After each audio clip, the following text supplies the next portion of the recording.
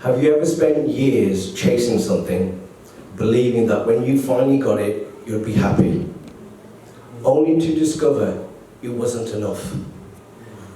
That was my life. 4 years ago, if someone had told me I'd be standing here today in church sharing my testimony about Jesus, I would have laughed. Not because I didn't believe God. I've always believed in God. I was brought up in a Sikh household, but I never understood what it meant to know Him. I knew about God, but I didn't know Him. And that's two different things altogether. If you looked at my life from the outside, you probably would have thought, you know what, he's got it all. I had a successful career. I spent over 20 years in telecoms, eventually becoming a sales director of a company that I helped build up from the ground up. I earned a 6-figure salary. We had an amazing house in the countryside, luxury holidays, eating at fancy restaurants, luxury watches, nice cars, everything the world tells you is making you look successful. And if I'm honest, I loved it. Because I genuinely believed that was success. Earn more, buy more, achieve more, become more successful. I was climbing up the ladder as fast as I possibly could.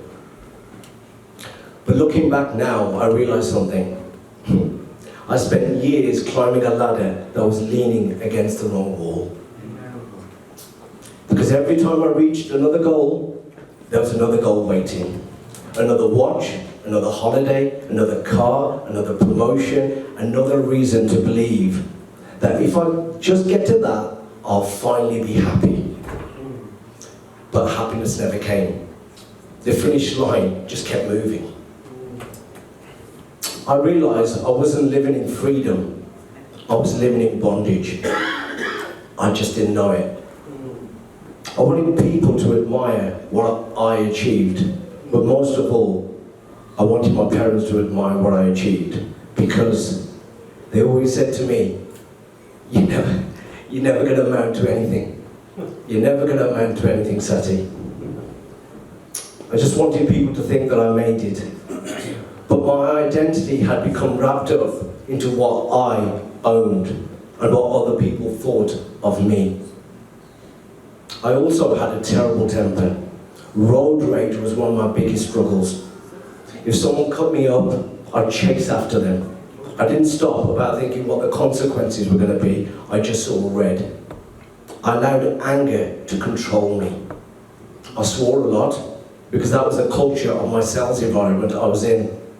I drank more than I should have done, but not because I necessarily wanted to, but because that's what everybody around me was doing. I spent years trying to impress people.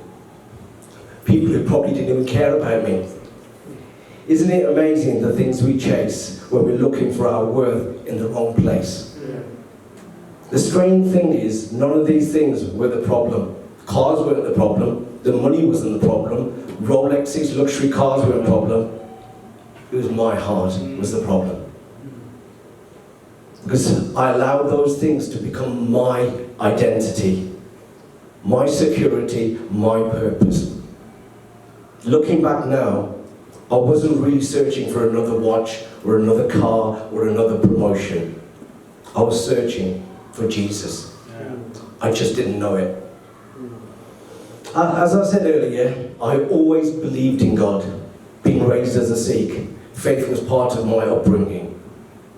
But believing God exists and having a relationship with Him are two completely different things. I didn't know His peace. I didn't know His grace. I didn't know His love. I thought faith was about trying harder. Trying to be good, trying to fit in, trying to earn God's approval. I never realized that Jesus had already done everything for me. In January 2022, something began to change. Not with me, but with my wife, Sam. She started attending church on her own. Every Sunday she'd come home crying, and I'd ask her, what are they doing to you at church?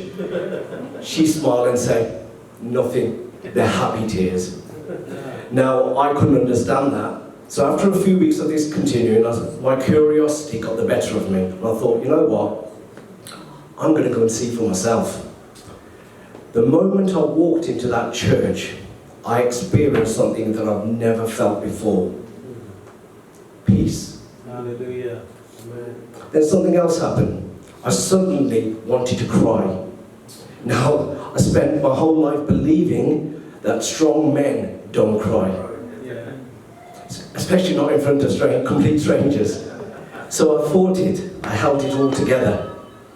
But I couldn't understand what was happening to me. A couple of weeks later, the pastor invited me to a men's breakfast. Now, if I'm honest, I really didn't want to go. Then he said to me, they're serving a full English and it's free. So, now, those two things I like. A full English and something that's free. Yeah. Well, I am Indian. So I thought, I'll eat the breakfast, have a chat, head off home. Little did I know that free breakfast would become the most expensive breakfast of my life. Well done. We sat around the tables, we enjoyed breakfast together, the men started worship, and there it was again, that overwhelming feeling. This time, I couldn't stop it. There I was, a 49-year-old Sikh man, sitting, by the way, in the middle of a pub, that's where the venue was, with tears streaming down my face, trying to stop myself from crying, but I couldn't stop. I turned to my fellow brother and I said, what is happening? And he just smiled and said, that's the Holy Spirit. And that, for the first time in my life, I experienced something I didn't even have words for. That morning, after 49 years walking as a Sikh, I gave my life to Jesus Christ.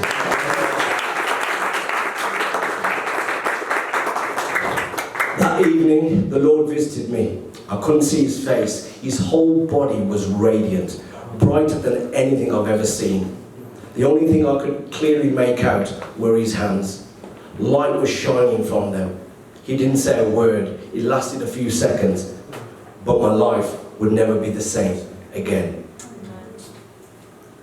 A few months later, on a Pentecost Sunday, I made the decision to be baptized. Now, at the time, I didn't fully understand the significance of what I was about to say.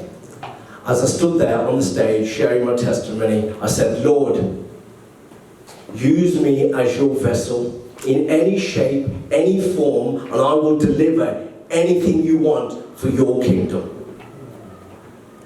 At the time, they were just sincere words. I had absolutely no idea that heaven was listening. Looking back now, I believe that was the moment God planted the very first seed of Faith Mobile. One of the most amazing things is this: God prepares us long before he reveals his plan to us. For over 20 years, I worked in telecoms, growing teams, leading people. Back then, I thought I was building my future, but God had other plans. Every meeting, every challenge, every lesson, every success, every failure for something I couldn't yet see. It wasn't just in business God had changed me. I changed so much in my personal life too. Through prayer, he gave me calmness, so there was no more road rage. He gave me patience, which allowed me not to swear. And also, I stopped drinking over 2 years ago. This was only possible through Jesus Christ. Amen. Fast forward to January 2024. One Sunday, a pastor stood up, looked straight at me and said, I've had a vision about you and Sam. He said, I saw you both as camels.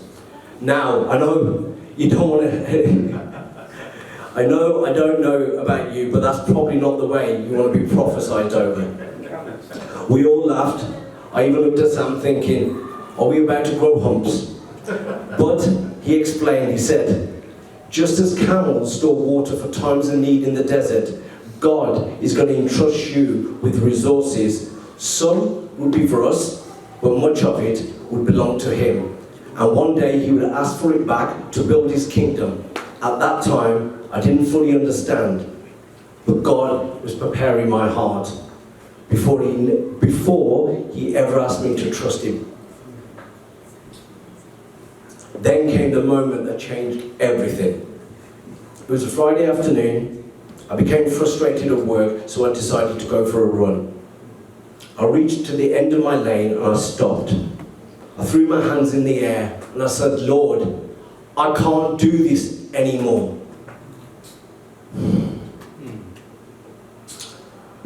For the first time in my life, I heard God speak clearly to me. Not a paragraph, not an explanation, just 2 words.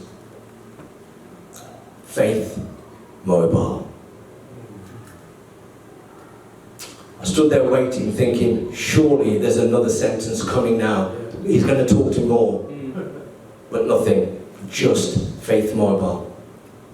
I finished my run, I got home, and I said to Sam, God had just spoken to me. The very next morning, Sam woke up and said, God told me that evangelist Phil Shaw will have a prophetic word for you which will change your life forever. Then she said, when he walks onto the stage, he'll tell everyone that before he became a Christian, he had a drug problem.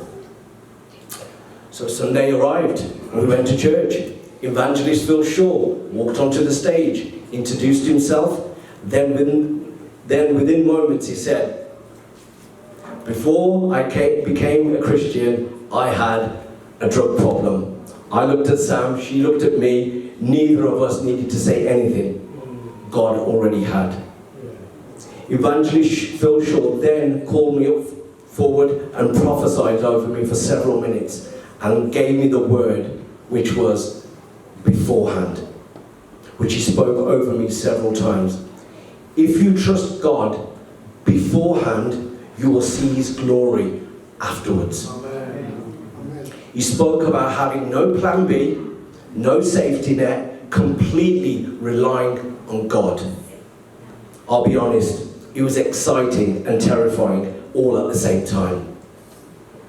For the next 3 months, we didn't rush into anything. We prayed, we fasted, we spoke to our pastor, because we weren't asking, can we build a business? We were asking, can we really trust God like this? Could we really surrender everything we spent years building? Could we really exchange our plans for his plans? Those were some of the hardest prayers we ever prayed. Eventually, the answer came clear. Not because everything suddenly made sense, but because we knew God was asking us to trust him. In November 2024, I handed in my resignation. I walked away from my role as sales director. I walked away from a 6-figure salary, a secure future, the possibility of millions of pounds once we sold the company. Everything I spent years working towards. People often ask me, weren't you afraid? Absolutely. Absolutely. It was one of the hardest decisions of my life. But here's something I learned. Faith isn't the absence of fear. Faith is choosing to obey while you're still afraid. We sold all our luxury possessions. We invested everything into Faith Mobile. Not because we knew it would be a success, but because we believed God has asked us to step out in faith. Can I be honest? I thought obedience would make my life easier. It didn't. It became harder. The enemy attacked my mind. I questioned everything. Was I good enough? Was I qualified? Have I made a terrible mistake? Then the lies became louder and louder. You can't build a mobile phone network. You're going to fail. You should go back. It was safer where you were. Then the attacks moved beyond me. They affected Sam. They affected our marriage. There were moments when I wanted to walk away.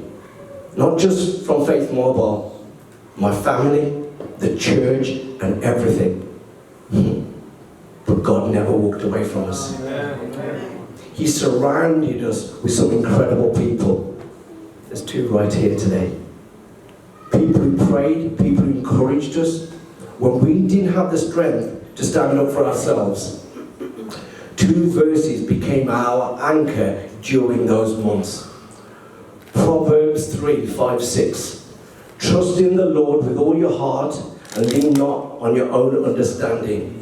In all your ways submit to Him and He will make your path straight. There were days when I couldn't understand why God was asking me to walk this path. That verse reminded me. I didn't need to understand everything. I simply needed to trust the one who did. Yeah. The second verse became the very foundation of Faith Mobile. 2 Corinthians 5:7. For we walk by faith, not by sight. Amen. If I'd only walked by what I could see, I never would have resigned. I never have sold everything. I never would have started Faith Mobile. Because everything I could see said it was impossible. But faith doesn't ask us to walk. But faith doesn't ask us to walk by what we can see. Faith asks us to trust the one who sees the beginning and the end. Looking back now, I can honestly say those verses carried us when our own strength couldn't. People sometimes ask me, do you miss your old life? My answer surprises them. No. Because I realized something. God didn't take anything away from me. Yeah. He set me free. Amen. The cars, the watches, the money, the status, all those things had quietly became my master. Today, I have something no salary could ever buy. Purpose and peace. Amen. A relationship with Jesus Christ, knowing I'm exactly where He wants me to be. And that's why I don't believe Faith Mobile is a miracle. Obedience is. Faith Mobile is simply what obedience looked like for us. Your obedience may look completely different, but every one of us has been called to trust God with something. So, if there's one thing I'd love you to remember today, it isn't Faith Mobile, and it isn't my story. It's Jesus. Because for 4 years, I was chasing everything the world told me would satisfy me. Today, I'm chasing the one who truly does. Yeah. I used to wake up every morning asking, how can I build my kingdom? Today, I wake up asking, Lord, how do I build yours? Amen. If after hearing my story today, you'd like to become part of the Faith Mobile mission, we'd be honored to welcome you. But whether you join Faith Mobile or not, my prayer is the same. That before you leave this building today, you quietly ask the Lord one simple question. Lord, what are you asking me to do? Thank you, and God bless you all.